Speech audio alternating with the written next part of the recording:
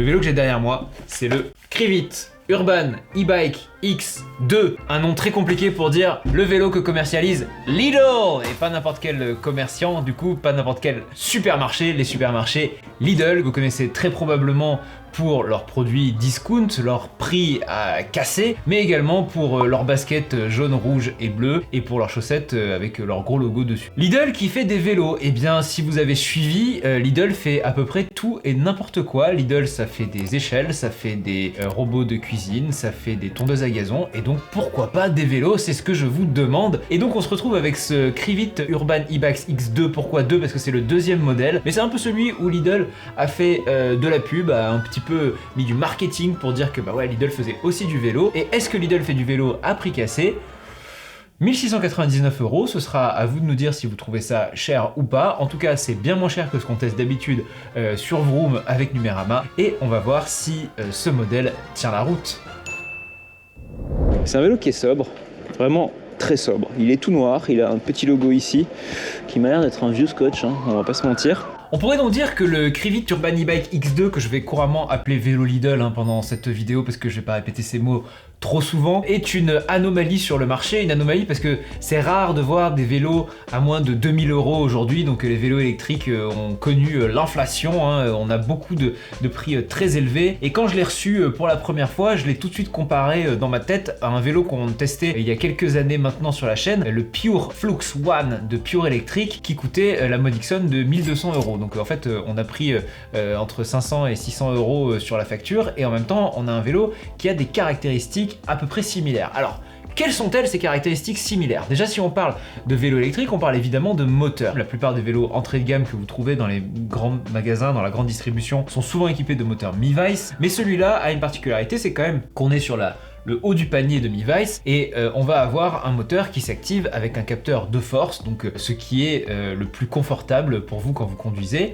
Capteur de force qui va pouvoir vous répondre jusqu'à 45 Nm de couple. Alors c'est pas énorme, vous le savez, c'est pas une très grande valeur, mais après ce que vous allez ressentir sous la pédale dépend de beaucoup de facteurs, et notamment du vélo en lui-même. Donc vous avez un moteur qui est léger, un vélo qui pèse 21 kg, vous avez une batterie de 360 Wh qui est amovible et qui est très astucieusement logée dans la selle, c'est-à-dire que vous avez la petite clé à tourner, vous sortez la selle, il y a la batterie qui sort avec, ça vous pouvez la remonter chez vous, vous n'aurez pas peur de faire voler votre selle comme ça, et vous chargez en même temps la batterie. Vous pouvez aussi charger la selle sur le vélo directement, donc la selle qui est la batterie, qui est le vélo, enfin bref, vous avez compris. 360 Wh, ce qui permet d'après Lidl de faire 100 km d'autonomie. Encore une fois, alerte bullshit, c'est pas du tout la réalité, c'est pas 100 km d'autonomie, c'est plutôt entre 40 et 60. On peut arriver à une quarantaine de kilomètres avec une batterie comme ça si on utilise le mode violet. Alors, parlons des modes. Évidemment, sur un vélo à 1199 €, ne vous attendez pas à avoir un compteur, un écran ou quoi que ce soit. Vous allez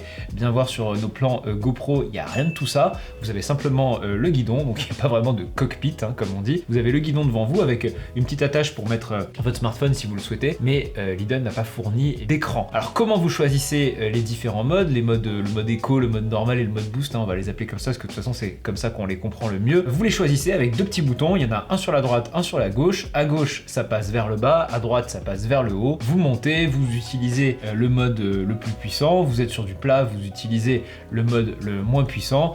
Ça marche plutôt bien, c'est très facile à prendre en main. Vous avez du coup sous chaque pouce des petites gâchettes, et l'autonomie qui vous reste, elle se manifeste par le petit cercle que vous avez sur le cadre, l'endroit où vous allumez le vélo. Plus le cercle est rempli, plus vous avez de batterie. On est vraiment dans une conception la plus simple possible d'un vélo. Et pour ce prix-là, ce vélo a quelques subtilités, quelques petits gadgets qui m'ont fait plaisir. Tout d'abord, les pneus, ce ne sont pas les pneus traditionnellement montés sur les vélos d'entrée de gamme ou les vélos de grande distribution, des pneus Schwalbe Big Ben, donc de bonne qualité, avec en plus la membrane increvable qui fait que vous roulez sur du verre par exemple, c'est que ça fait un tout petit trou, le liquide va compenser et ça va pas crever. C'est très bien fait, j'ai ces pneus là depuis plusieurs années sur mon vélo, et depuis que je les ai mis, je ne crève littéralement plus en ville, donc donc c'est vraiment très bien. Donc ce sont de très bons pneus, ces pneus cheval, et puis en plus ça, grande marque, grande référence sur le marché des pneus. Les freins disques hydrauliques de chez Shimano, donc pareil, Lidl est allé prendre ses composants chez des grandes marques. Le feu avant, il est plutôt chouette, il éclaire sur un très beau cône devant vous, vous y voyez extrêmement bien, et vous êtes très bien vu parce qu'à l'arrière, vous avez deux feux rouges, pas un, mais deux feux rouges. Le premier est sur le garde-boue arrière, et le deuxième est sous la selle. Alors sous la selle, il va rester rouge fixe tout le temps, donc c'est très bien. Le feu rouge arrière, il va avoir un tout petit accéléromètre dans sa coque, et qu'est-ce que l'accéléromètre va faire? Eh bien, si vous appuyez sur le frein et que vous décélérez, et ben l'accéléromètre va donner l'indication qu'il y a une décélération et va faire en sorte que le feu arrière soit allumé plus fort. Donc c'est très bien parce que c'est quelque chose que les voitures, les autres cyclistes, les motos comprennent. Hein. On sait très bien que quand on freine sur un véhicule, et ben le feu rouge simple a une plus grosse intensité. Donc c'est vraiment génial, c'est un composant qui à mon sens est très simple à faire, très simple à intégrer, mais qu'on ne retrouve pas même sur des vélos très chers. Référence à la précédente vidéo que je vous invite à aller voir. On se retrouve du coup avec ça sur ce modèle-là et un peu, j'ai envie de dire, l'équipement complet. Bref, vous recevez le vélo, vous avez 2-3 choses à assembler parce qu'il arrive dans un gros carton et vous pouvez rouler légalement et en sécurité sur la route.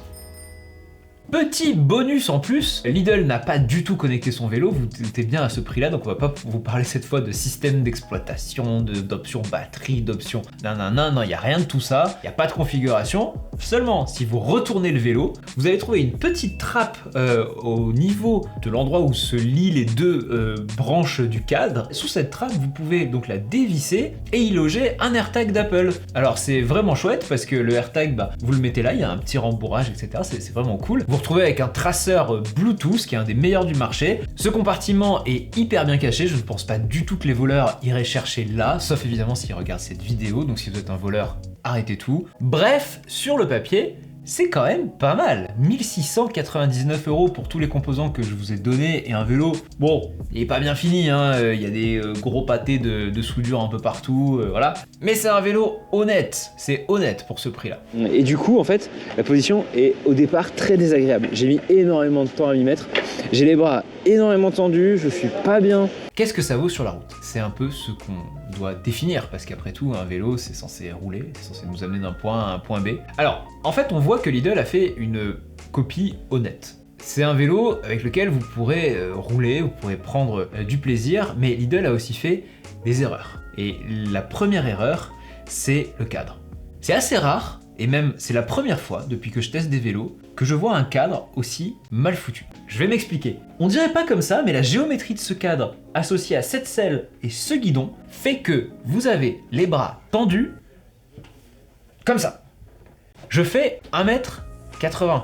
J'ai une envergure d'1m91-12. Je suis bien membré, comme on dit côté bras. Voilà, j'ai des grands bras, ça a toujours été un sujet, et ben même moi je suis pas confort dessus. Et ça se voit très bien, regardez mon pull, il sort sous ma veste, alors que ma veste me va normalement très bien. J'en ai parlé à Grégoire qui est un peu plus petit, qui a testé pour Frandroid, il m'a dit c'était un enfer pour lui, il avait du mal, la position était pas bonne. Moi ma position n'était pas bonne non plus. En fait, vous imaginez un vélo de course vite fait, mais c'est pas du tout un vélo de course, c'est un vélo de ville censé être un peu confort, donc le guidon n'est pas adapté à cette position là.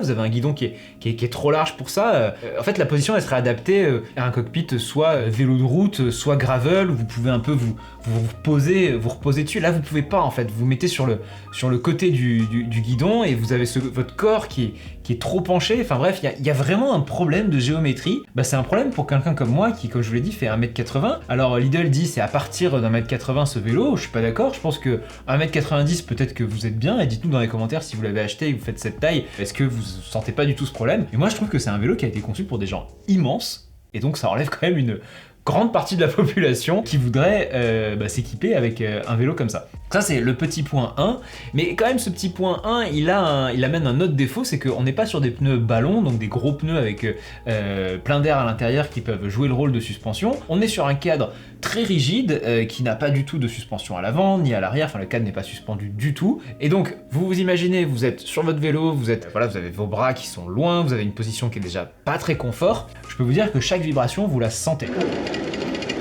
Hop, hop, aïe, aïe, aïe. pas fait exprès de dire aïe, hein, j'ai vraiment eu mal.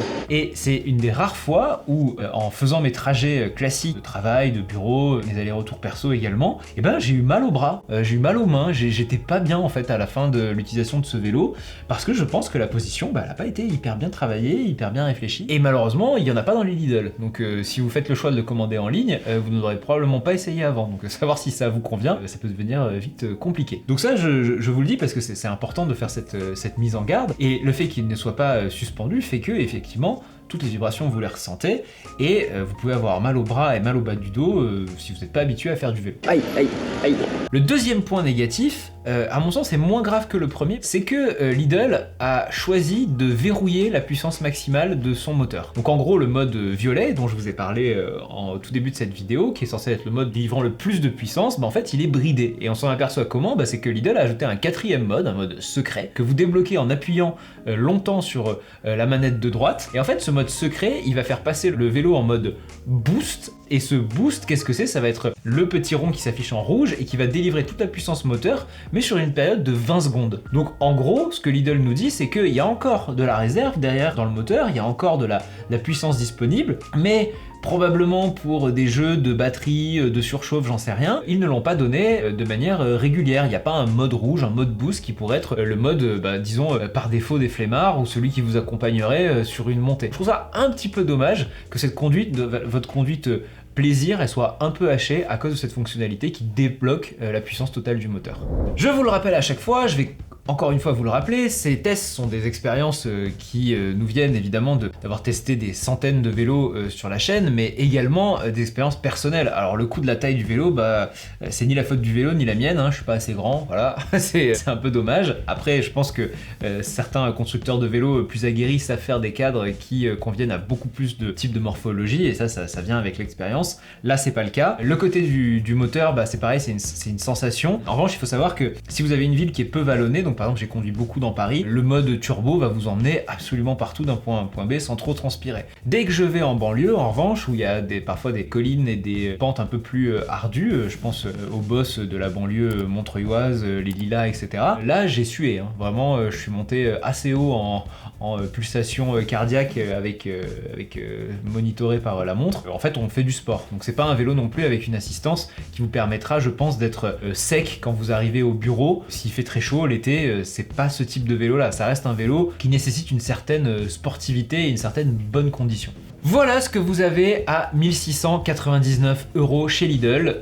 Un vélo qui est étonnant parce qu'il est quand même très bien équipé, il n'y a pas grand chose à dire sur sa fiche technique. En revanche, un vélo qui, à mon sens, a quelques points qui pourraient être rédhibitoires pour pas mal d'utilisateurs. C'est un peu le sujet, on a un vélo qui effectivement n'est pas très cher mais qui peut ne pas convenir à votre usage et vous pouvez l'acheter uniquement en ligne, donc c'est quand même des choses à mesurer avant de faire votre choix. Moi, si j'avais à le noter, en fait, je vous avoue que vu ce qu'il m'a procuré comme sensation désagréable à l'usage, je lui mettrais un 6, mais ça serait quand même fort mal noté, 6 sur 10, parce qu'il est quand même très bien équipé, donc je pense que je relève la note d'un point. C'est un vélo qui est honnête pour sa proposition, qui a de bonnes idées et qui, somme toute, nous permet d'avoir aussi des gammes qui sont accessibles au niveau tarifaire et qui sont pas des produits forcément bâclés ou des importations où on n'aurait pas trop de contrôle. Là on a un certificat d'homologation, enfin bref c'est un vélo qui est légal en Europe, qui est légal en France, et c'est plutôt chouette d'avoir des gammes tarifaires qui ne sont pas complètement délirantes comme on peut le voir parfois sur les vélos électriques de nos jours. C'est tout pour cette vidéo, on a découvert un vélo étonnant, un vélo Lidl. On s'attendait pas à tester des vélos Lidl quand on a lancé la chaîne, mais voilà, tout arrive. Les prochains produits seront plus dans l'univers du vélo, mais celui-là a quand même sa place. Moi je vous dis à bientôt, si vous avez aimé n'oubliez pas de liker, dites-nous les modèles que vous voulez qu'on teste en commentaire. Merci, bye.